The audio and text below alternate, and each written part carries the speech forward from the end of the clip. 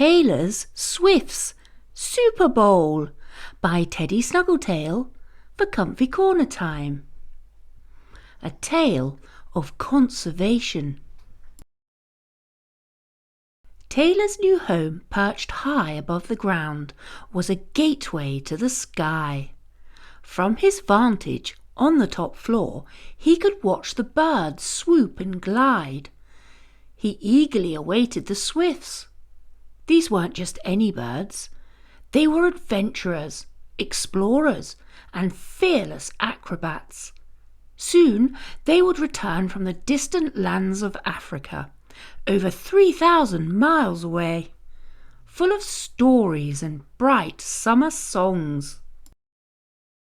Feather and Flash danced gracefully on the early spring breeze. "Soon home," Flash chirped, picturing their cosy nook under the eaves of an old ivy-clad house. Feather, fluttering beside him, hummed in agreement, eager for their seasonal nesting ritual to begin. Yet, as the familiar landscape drew near, an unsettling change cast a long shadow. Where once there was a welcoming gap, now stood a cold, unforgiving wall. Their forever home, their cherished little corner of the world, had vanished, replaced by the cold, shiny face of renovation. Exhausted from their arduous trek, Feather's resilience broke. Her usual joyful little face crumpled, mourning their terrible loss. Perched on the sofa, Taylor's finger traced the flight of each bird outside. "That's a robin there, and earlier I saw a blackbird." His father nodded, impressed by the day's bird-watching tally. At that moment, two small birds zoomed past the glass doors. They looped the loop, skimming the ceiling, and then disappeared over the balcony. "Wow! What was that?" cried Taylor in amazement. Next morning at breakfast, they were back, zooming and exploring the veranda ceiling. "They're swifts, Taylor," said Dad, springing to his feet. Together they watched as the frantic little birds searched in vain. "I think I know what's happened," said Dad, rubbing his chin. "Our new home has evicted the little family," said Dad. "Taylor, I need your help to right this wrong." Together they rummaged through the spare cupboard. "This?" said Taylor, holding up an old boot. "No, too small," said Dad. "What about this box?" "No, it will break down in the rain," said Dad, scratching his head and thinking. "I've got it!" shouted Taylor, pulling out a large old wooden mixing bowl. "It was buried at the bottom," he said, passing it to his dad. "Perfect, Taylor! That's a super bowl!"